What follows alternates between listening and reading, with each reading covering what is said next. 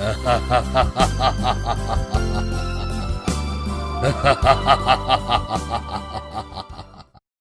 गांव में विमला नाम की एक औरत रहती थी।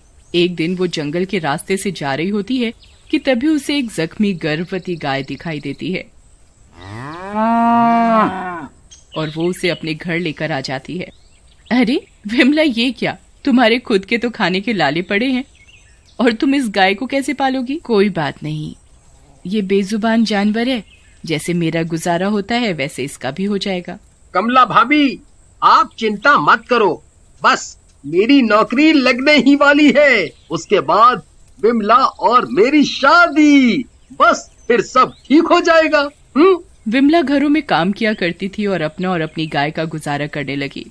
विमला, तुम्हारी राम प्यारी तो बहुत सुंदर है। आओ बाहर देखो, मैं तुम्हारे लिए एक और गाय लाया हूँ। ये देखो, क्यों ना हम इसका दूध निकालकर बेचने का काम शुरू करें। इस तरह तुम्हें फायदा होगा। वैसे भी गांव में कहाँ अच्छा दूध मिलता ही है। बिरजू दूध वाला मिलावट करता है, गांव वाले मजबूरी में उससे दूध लेते हैं। वैसे भी तुम घरों में काम करती हो, मुझे अच्छा नहीं लगता। हाँ, तुमने सही कहा रमेश, ऐसा तो मैंने सोचा ही नहीं था। मैं इसका नाम गौरी रखूंगी। फिर अगले दिन से विमला गौरी का दूध निकाल कर बेचना शुरू करती है और देखते ही देखते उसे बहुत मुनाफा होता है। अरे यार, ये विमला ने तो सारा धंधा ही चौपट कर दिया। ये मेरी गाय थोड़ा सा ही दूध देती है, तो मैं क्या करूं? पानी तो मिलाना ही पड़ेगा। इसमें मेरी क्या गलती? कुछ तो करना ही पड़ेगा इस विमला का। अगले दिन विमला जंगल में राम प्यारी को घुमा रही होती है, तभी बिरजू उसे पकड़ लेता है। अरे विमला, तुमसे कुछ बात करनी थी। तो इतना दांत क्यों फाड़ रहे हो? करो बात। वो क्या है ना, तुम मुझसे शादी करोगी? हैं? हमारा काम तो एक ही है, मैं भी अकेला और तुम भी अकेली। अपनी शक्ल देखी आईने में, चलो फुटो यहाँ से। हाय हाय हाय हाय हाय हाय, तेरे नखरे! हम कोई बम्ब थोड़ी हैं जो फूट जाएंगे। लगता है तू ऐसे नहीं मानेगी। फिर इतना बोलकर बिरजू उसे मार डालता है। राम प्यारी घास चर के वापस आ जाती है। ओहो, ये कमबख्त गाय कहाँ से आ गई? छिप जाता हूँ। विमला को यहीं दबा देता हूँ, फिर जाकर इसकी गायों पर कब्जा कर लूंगा। उधर विमला एक चुड़ैल बन जाती है। गाय की तरह विमला की गायों को भी रूखी सूखी घास खाने को देता है और जब वो ज्यादा दूध नहीं देती तो परेशान हो जाता है और उन्हें मारने लगता है। ले, और ले। विमला की गाय राम प्यारी दर्द से रंभाने लगती है और गौरी बिरजू को एक लात मारती है। नास मिटी, मुझे क्यों मार रही है? उधर गाय की आवाज सुनकर, राम प्यारी, ये तो मेरी राम प्यारी और गौरी की आवाज है। चुड़ैल अपने घर जाकर देखती है तो बिरजू उन्हें परेशान कर रहा होता है। अरे कमबख्त मारी, विमला को तो तू बहुत दूध देती थी, मेरी बारी में तुझे क्या मौत आ रही है? हैं? हाय हाय हाय हाय, दे दे दूध, दे दे दूध। चल चल चल चल, अब नखरे मत कर। चुड़ैल को ये सब देखकर गुस्सा आ जाता है और वो बिरजू को जोर की लात मारती है। आई मम्मी, मर गया रे, तेरा नास मिटे कमबख्त मारी। चुड़ैल जी, सॉरी, मुझे पता नहीं था कि आपने लात मारी है।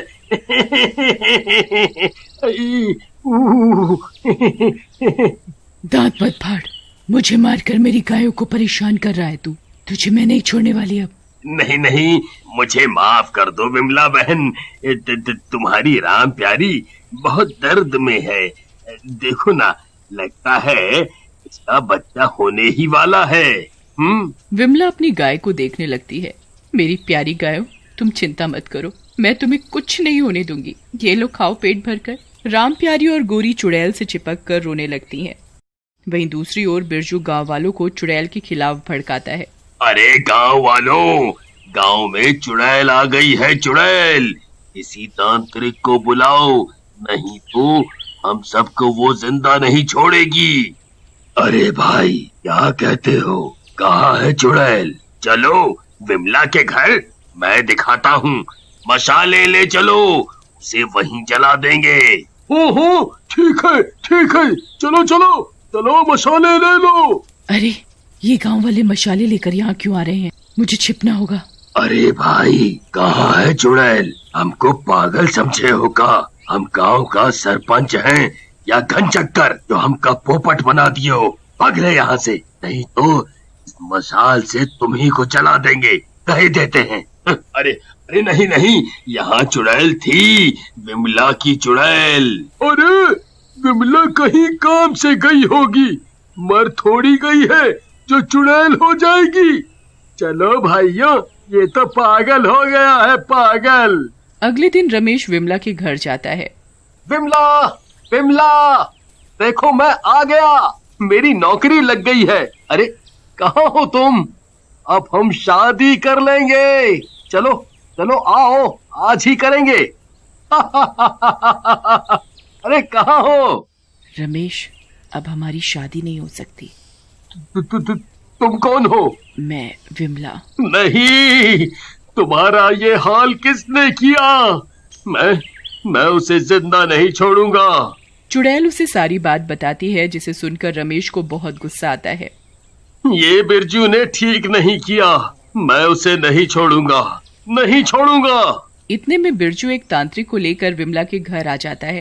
ए चुड़ैल, हिम्मत है तो आप बाहर आ। शोर सुनकर सभी गांव वाले भी वहां आ जाते हैं। चुड़ैल बाहर आती है और उसे देखकर सबकी आंखें फटी की फटी रह जाती हैं। बाबा, मुझे इस आदमी ने मार डाला है, आप इसका साथ मत दो। मुझे बहकाने की कोशिश मत कर चुड़ैल, तुझे मैं इस बोतल में कैद करके ही रहूंगा। जैसे ही वो तांत्रिक चुड़ैल को उस बोतल में कैद करने लगता है, तभी राम प्यारी और गौरी बाबा को जमीन पर गिरा देती हैं और बोतल टूट जाती है। अरे नहीं, मर गया रे, बोतल तो टूट गई। भागो रे भागो, अपनी जान बचाकर भागो।